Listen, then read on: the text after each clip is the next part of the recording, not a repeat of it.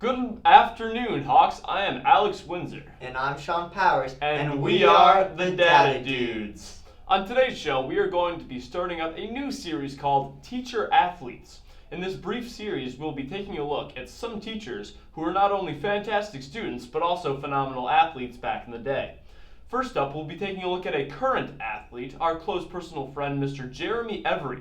Some of you may have noticed the dude hanging with Birchie all the time around the hallways and wondered who he was. Well, in fact, we're here to tell you that he is Mr. Every, a student teacher from Elmira College. Every is a D3 basketball star for the Soaring Eagles. He came in all the way from California to play basketball and check out the East Coast. He is currently a junior and can play either the 1 or the 2 guard. However, he's no Russell Westbrook, as Mr. Every can shoot the lights out. In fact, last year, Every shot 46% from the field, which is a very good percentage for a guard. What's even more impressive is the fact that his three-point field goal percentage was higher than his field goal percentage, as he shot 51% from three. This is practically unheard of, a very impressive clip to say the least. Despite being a sharpshooter, Every prefers to operate from mid-range and isn't afraid to take the ball to the bucket. At Elmira, he's able to face some pretty darn good competition as almost every team they face in the Northern Conference has previously played in the NCAA tournament. Division III has their own conference tournament, and the winner is able to advance to the NCAA tournament.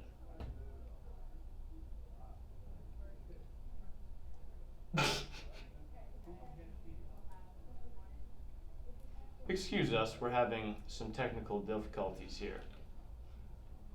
Oh my God, We're up. guys. Yeah, blame it on me. We're up. They lost the place.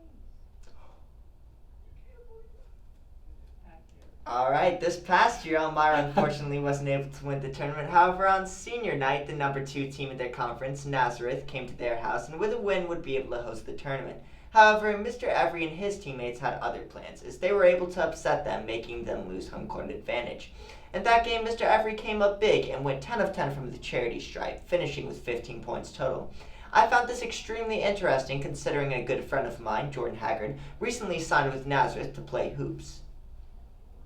Moving on, Sean and I, being the data dudes that we are, we're curious to hear the comparison between the numbers of people at the games during the week versus on the weekends. During the week, there are some pretty decent-sized crowds at the games. However, there might not be as many people during the weekends, as college kids are out doing what college kids do. According to the man himself, the biggest difference between high school ball and college ball is the pace of the game, size of the players, and basketball IQ. It also isn't as easy to pull off flashy moves because of the caliber of the defender you're going up against. A lot of defenders play smarter and more disciplined, for example, setting your feet and taking a charge instead of going for a block. Mr. Every says the average high school player is probably around 5'9 or 5'10 compared to 6'3 or 6'4 on average in college. Keep in mind, Mr. Every is listed at 5'11, so he's facing a size disadvantage. However, he's able to overcome that by his elite decision-making and speed to blow by defenders. Despite being only 5'11", he is extremely close to being able to dunk.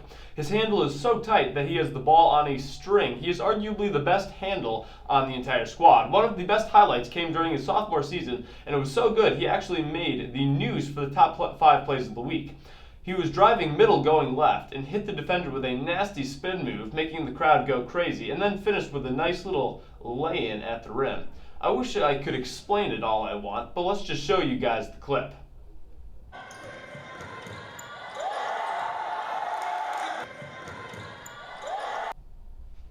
As you can see, very saucy move and finish from Mr. Every.